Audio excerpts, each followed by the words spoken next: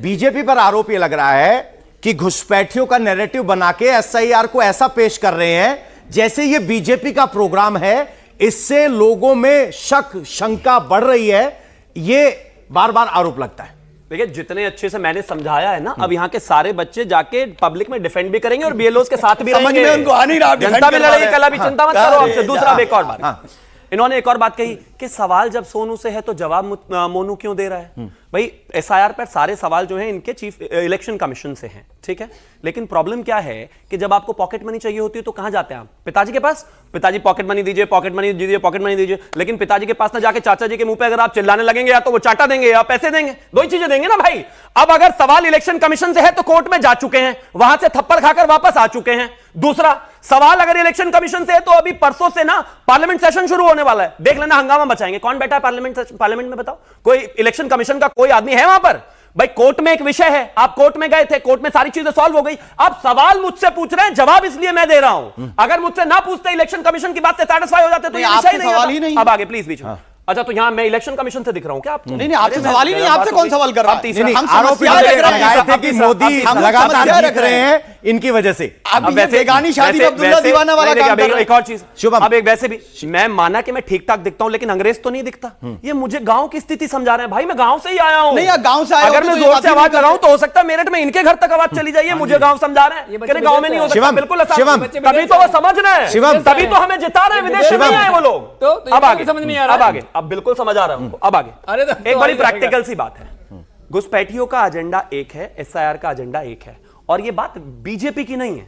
अगर इस देश में कोई भी व्यक्ति घुसपैठिया, बांग्लादेशी, रोहिंग्या, कोई भी व्यक्ति जिसका यहां वोट नहीं है, जिसके परिवार यहां रहे नहीं, जिसके मां बाप यहां रहे नहीं, जिसको इस देश से प्यार नहीं, जिसको इस देश से उल्टा नफरत है, वो यहां पर चोरी छुपे तारों के नीचे से आ गया तो उसको वोट देना चाहिए कि नहीं देना चाहिए? आप बताइए। 10 सेकंड मुझे। और अगर नहीं दे रहा है तो हम सबके लिए बेहतर है। देश का सिर्फ भाजपा का ही है, इनका नहीं है। सिर्फ तो अगर इन सबका है तो फिर इनको दर्द क्यों हो रहा है? बिल्कुल अच्छी इनको तो एसआईआर का समर्थन करना चाहिए। एक-एक घुसपैठिया, एक-एक व्यक्ति जिसका वोट नहीं है उसको बाहर जाना चाहिए। शिवम भाई, आप समर्थन करो, समर्थन करो। 10 सेकंड, सिर्फ 10 सेकंड। हाँ, 10 सेकंड बताइए आप। सिर्फ 10 सेकंड। घुसपैठिया का मैंने पहले ही कहा कि उसको वोट का अधिकार नहीं होना चाहिए, लेकिन जो सीमा आई थी ना, उसके पास पासपोर्ट है ना नागरिकता है, एसआईआर में उसका क्या करिएगा ये बता दीजिए। सीमा बाहर भेजेंगे, जवाब और सुनिए, घुसपैठिया करते हैं क्या? वो घुसपैठिया नहीं है जो बांग्लादेश की प्रधानमंत्री यहां दिल्ली में बिठा करके रखे? वो कौन है? कब भिजवाने वाले? दूसरी बात, 2014 तक सुन लीजिए सर, 10 सेकंड। अरे सर, 2014 घुसपैठिया तो मत कहिए। और कौन है वो? और कौन है वो? कौन सा रिश्ता उसका? हमारा क्या रिश्ता? कोई नक्साइल है, उनको क्या करना? जनरल शर्मा जी, हम आपसे समझना चाह रहे हैं, ये एसआईआर कह रहे हैं कि घुसपैठियों को पकड़ने के लिए है, आप एसआईआर कहते हैं कि वोट काटने के लिए है।